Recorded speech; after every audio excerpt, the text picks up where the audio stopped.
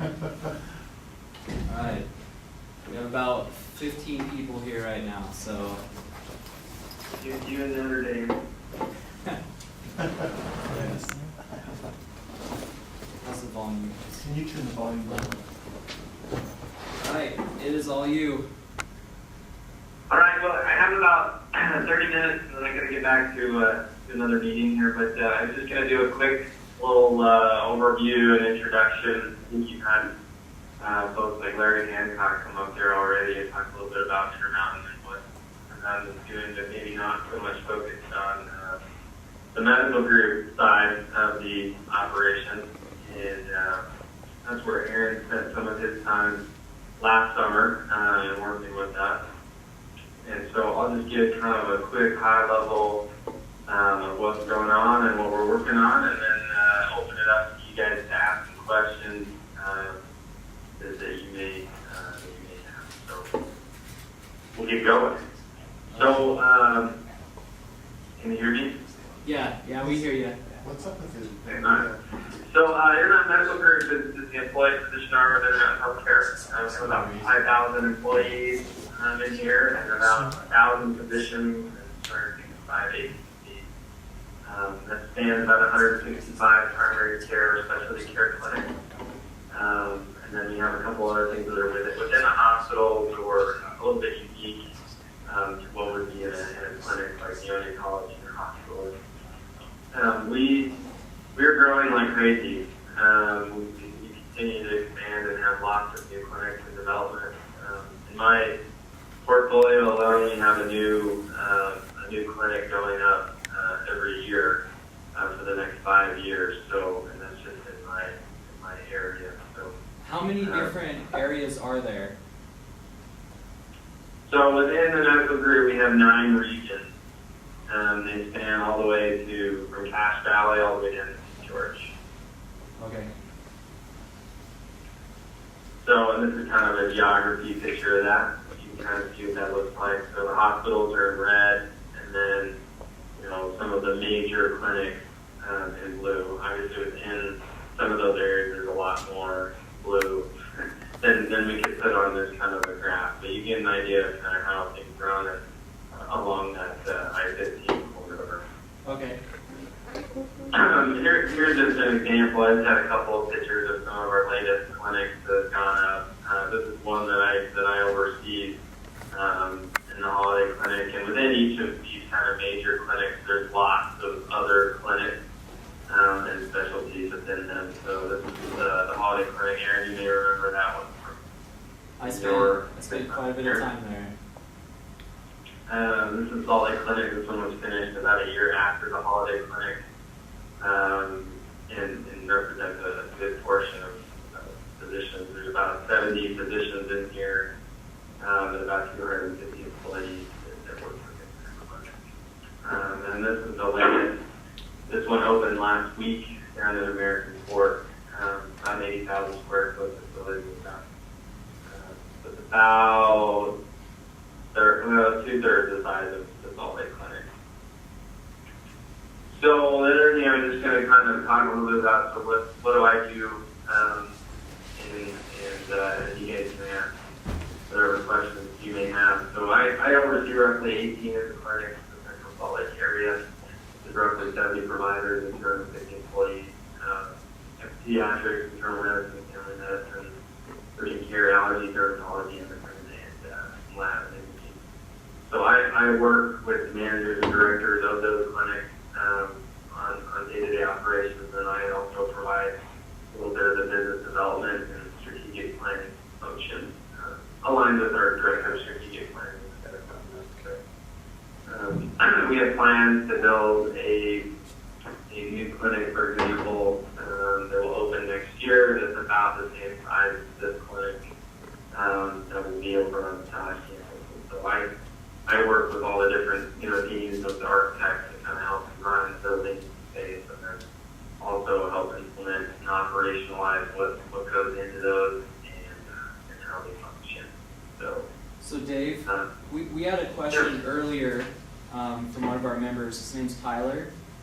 He was asking what most of us are planning on going into graduate school, and to get a position with Intermountain, say, what would we need to do to work our way in? So there's lots of different ways to do that.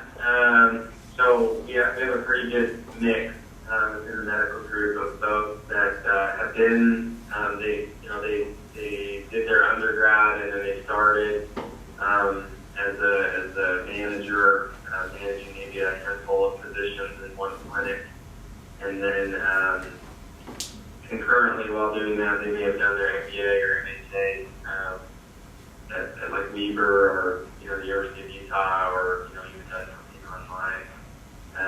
And then they've just kind of slowly worked their way up, and then moved into some of the roles like the one that I'm talking about today. But my experience was a little bit different. So I did my undergraduate degree at the University of Utah, and then did an internship for a summer, and then I went out to the University of Minnesota, did a master's degree out there. In between year 1 and year 2 of that master's degree, I interned here at a medical center with the hospital CEO, and then finished, and then went and did a fellowship at Kaiser Permanente out in Portland, Oregon, and then managed about 6 clinics for them upon completion of fellowship, and then transitioned into role now. So I mean, it just kind of depends. Go ahead. Sorry, we're losing you a little bit, the connection. Okay. My question is, if we're graduating with our bachelor's here, what kind of positions are we eligible to apply for there? So Dave, Yeah. if we were graduating with our bachelor's here, what kind of positions are we eligible to apply for with the medical group? So it would depend on, the other relevant work experience that you have in addition to your bachelor's degree. I mean, if you just have, you went through high school and just kind of did some odd jobs and then worked, doing odd jobs through college and stuff, may not be as eligible to take on like a clinic manager type position. So, our minimum qualifications in most of our manager positions require, at least a year or 2 of supervisory experience. So that doesn't have to be in a healthcare setting. So if you manage 10 employees in Best Buy or something like that, that would totally count. We do see folks count supervision as missionaries and things like that while they're, on their mission, if that's something that they did. But you do have to kind of justify the ability to supervise, and then, typically need some experience in a medical office setting. So if you don't have any of that, I would advise that folks get out and volunteer is one way to kind of get your foot in the door and at least, become familiar and gain some experience in the healthcare environment. I've seen other folks that, take jobs in the billing department or doing phones or whatever else, just so that they have some familiarity with, clinic and an office experience. That makes a big difference. Or, the other option is, of course, doing things like internships and things like that that get you a little bit more exposed and also get you some experience and get you more familiar with the setting. So between kind of all of those different things, that's what you need to do to kind of make you eligible for, manager job. And if you don't have that experience, you kind of have to go out and add some of that experience through internships or billing jobs, own jobs, or Kind of work your way up a little bit then. Oh, we have another question. I was gonna say, if you have 3 years of experience in medical group management, just like here on campus and before, you can apply for like a clinic manager position, or what other positions can you apply for if you have 2 or 3 years of experience? So somebody brought up, he said that if you have 2 or 3 years of actual experience, maybe here on the clinic here on campus, and you get a degree, what position could you then apply for a manager position with Intermountain? I would think so, generally based on what you just said there. As long as there's some supervisory experience that you gained with that. And the reason we put that in there is, when you're a manager, you oversee employees, and that includes, performance evaluations, goal setting, and in some instances, corrective action and discipline. And we want folks to have at least a little bit of knowledge and background in doing some of that work. So the positions I would recommend, if that's kind of the experience that you have, we call them practice manager 1 and practice manager 2. Those are the ones that are likely the best fit for folks. And those pop up, pretty frequently. So, Okay, thank you, Dave. one other avenue that we actually have folks coming into the medical group and running clinics for us. You have some outside supervisor experience, but then they went into our coding department and have done some stuff with coding and helping our physicians know how to document code. If they have good physician relationship experience, and those are jobs also that you can jump into to get some experience. And our coding department doesn't specifically require that you have a coding background or anything like that. It's more pretty smart and can you learn, and you have an interest and an ability to take on stuff. So we're growing a lot in our coding department too, with some of the ICD-10 changes that are coming. Even though they've been delayed a year, we'll still be there eventually. And coding and documentation are still really, really important for us. So that's another avenue that people go into to get their foot in the door in the healthcare world too. Awesome. I think that nobody has any questions right now, so. Well, you're better because I'm out. So, if you have any other questions, feel free to ask. Okay, we actually got some hands that went up really quick. Sure. Where's the Salt Lake Clinic located? We have a question from one of the sisters, is just where is the Salt Lake Clinic located? Salt Lake Clinic is on 9th East and 4th South. 19th, does that help? Yeah. Okay, and then another question? Yeah, I was just gonna ask, I don't know if this already went over, cause I just got in here late, but, would he suggest working first, or just going straight into your master's degree? Doing medical group management, I know it's not necessary to have your master's, you can work while you're getting your. Okay, so the question is, would you recommend working before getting a master's, or or pursuing your master's before you try to get a job? Immediately after graduate? The answer is it depends. It depends. So for me, right, I worked through my undergrad degree kind of on the insurance side of healthcare and in other industries, and then did an internship and then went in right into a master's degree. I had plenty of classmates though that worked in healthcare and other areas, and then went for their master's degree. It kind of depends on your financial situation and what you're willing to do and how poor you're willing to live. Okay. And for how long you're willing to live that way. So it just kind of depends on the individual. It does have an impact on kind of the jobs you take when you're done, and when you finish your master's degree. Those who had more relevant work experience prior to their master's degree jumped into, probably a little bit bigger and better jobs when they were finished. But that's totally not consistent, though. Again, it's not totally true. There are some who had 3-4 years of experience prior to going into the master's degree, and then they're in the same job that I'm in right now. So I don't necessarily think that always matters. So it's not always the case. Does that answer your question? Yeah. Okay. Are there more questions, you guys? I have a question myself. What is the most stressful part of your position that you're in right now? Oh, I think probably the most stressful thing is, you never have as much control as you think you use. And there's, there's talking about 18 clinics or whatever across the board, and then all the other changes that are happening within healthcare. You can't control everything, and there's always something that's popping up that you weren't aware of or that you didn't know about.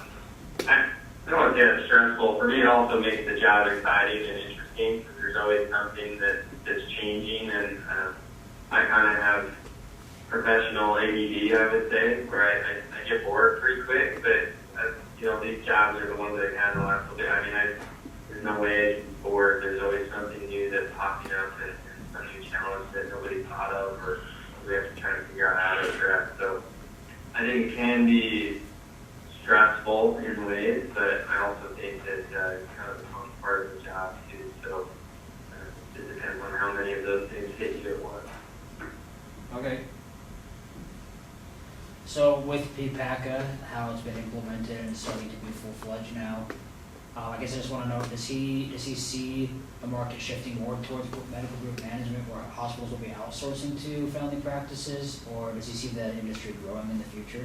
Okay. So Dave, with the introduction of PPAC or the Affordable Care Act, what is your vision of the future? What have you seen change, and what changes do you continue to see In medical group management. in the medical group management side of things?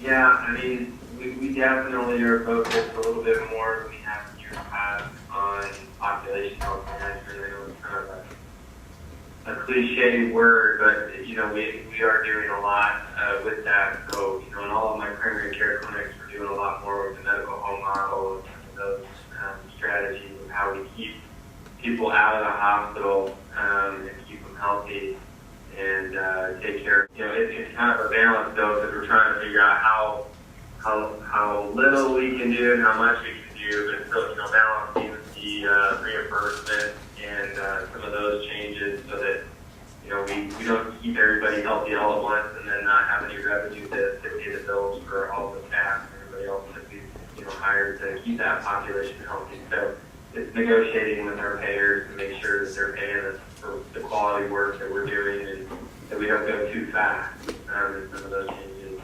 So One of the clinics that I have right now that we just opened, that's been open for a few months, is a high-risk, high-cost clinic. So it's taking care of the top 10% of cost drivers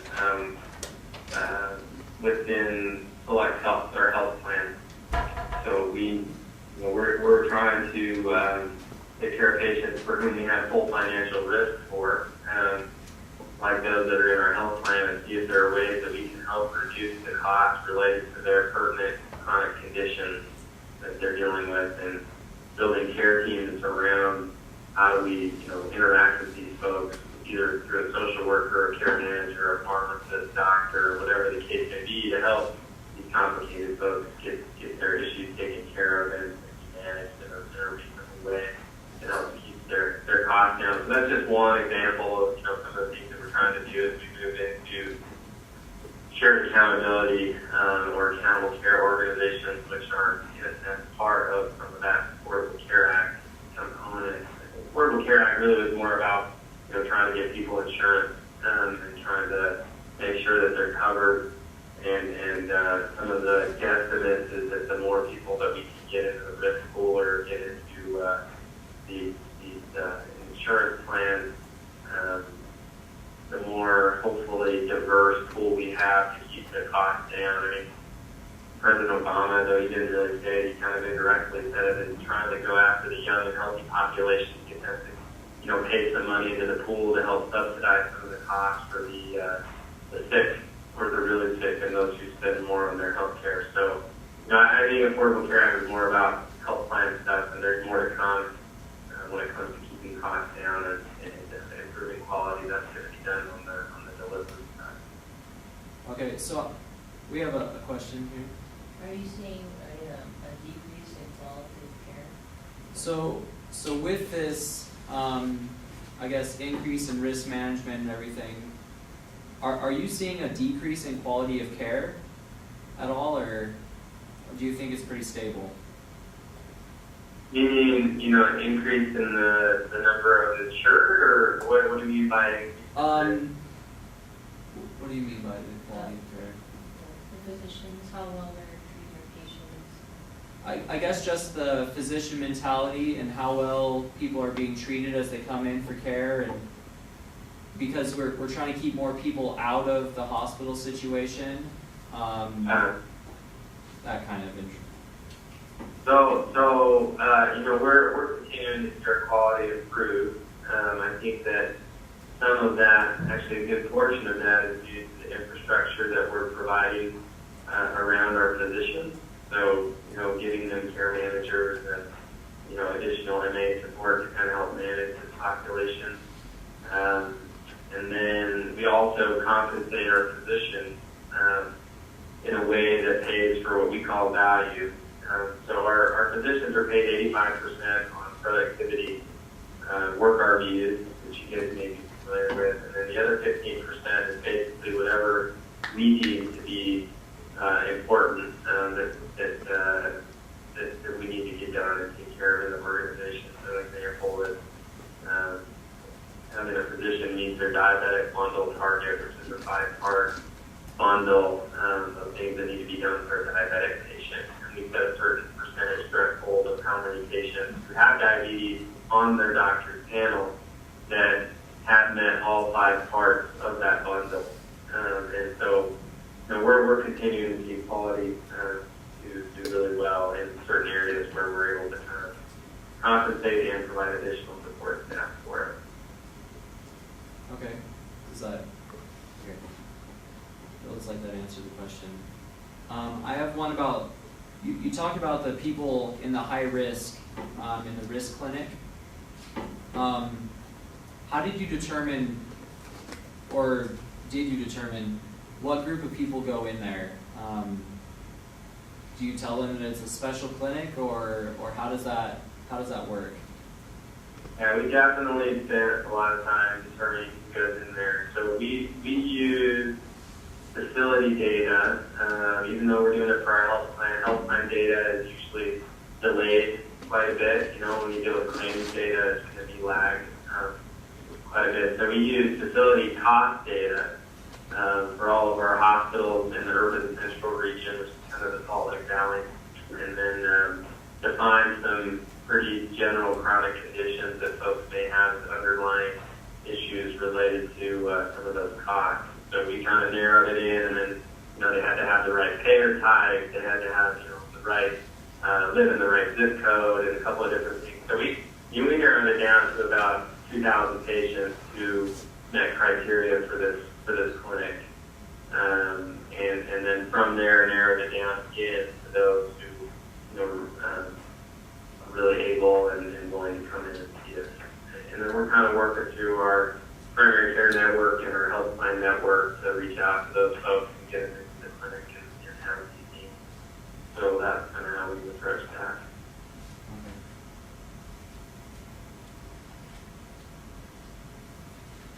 Okay. What's your favorite part of the job? So Dave, you kind of said that you are almost ADD in the workplace. What is your favorite part of being an assistant director? No, I love coaching and helping people. I guess that's probably the simplest way to say it. I mean, I love working with a manager or a director of a clinic and identifying, having them identify a problem and working through with them how we figure out what's kind of a solution to the problem, and then coaching them and helping to give them the tools needed to help them solve the problems that they face every day. I think that's probably one of the most rewarding parts of my job.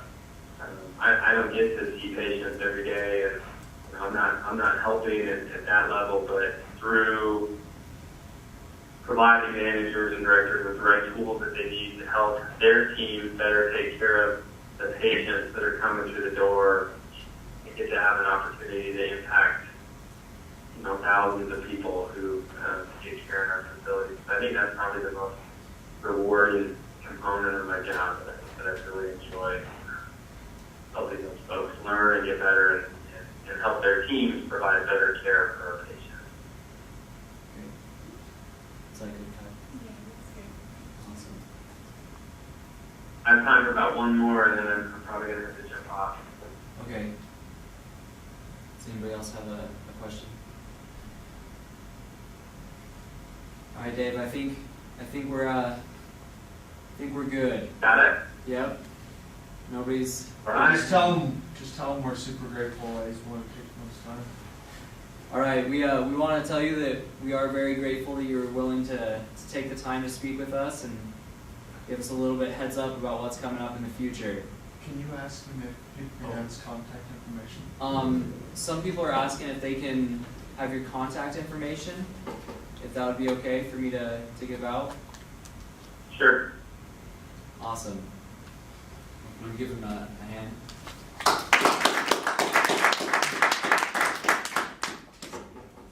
All right. Thanks, guys. Have a good one, and go Utes.